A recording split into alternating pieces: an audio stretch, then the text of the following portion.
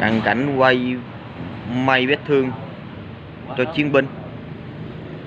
Quay mặt anh bác sĩ rồi chứ. Đeo cái móng nó dài lắm.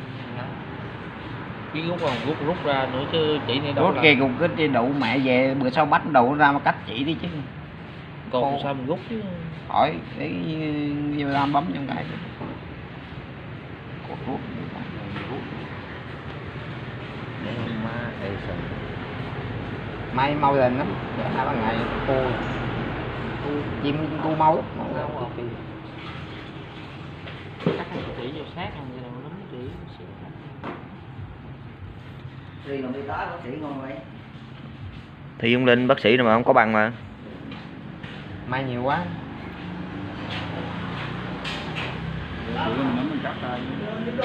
Rồi tôi còn mắng. Để luôn. Đâu xa đó, nó như vậy.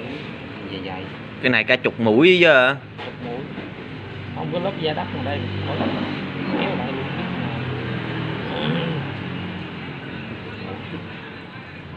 Má người chục mũi đủ má hơi bị bê đó nè.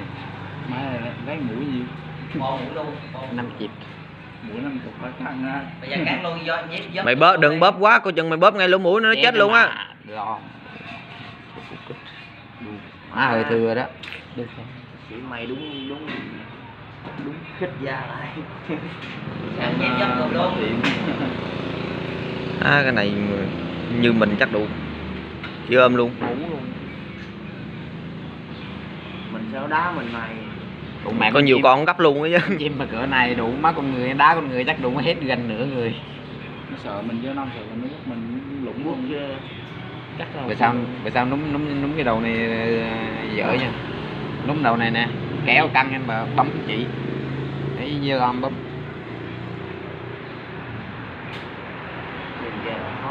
Đem xuống luôn nha. Để luôn.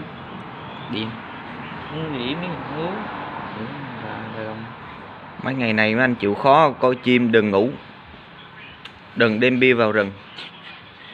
Thằng nào phát giọng ngủ đâu. Đề Coi đi. Băng và ở với 42 á. Nói cái band nào mà hay má có giọng ngủ thì nhìn đây nè. Đủ má ngồi. Những anh nào mà không Những thành phần nhậu nhẹt ngủ.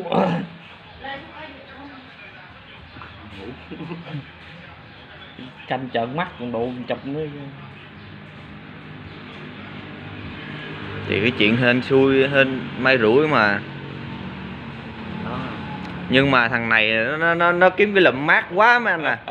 Cái lụm nó kêu cái lụm nó mát lắm, mát luôn. Lạnh luôn nó má. Coi sao chứ một cắt chụp không chết mà cái anh may này anh đâm lọt bọng. Anh may lọt bọng luôn chết nó căng. Rồi xong. Ai có nhu cầu may liên hệ nha, một mũi 5 chịp nha. Giao lưu một đường chỉ bằng cái đồ hôm mai. Thôi được rồi, thấy em nó đã đau quá đâu đớn.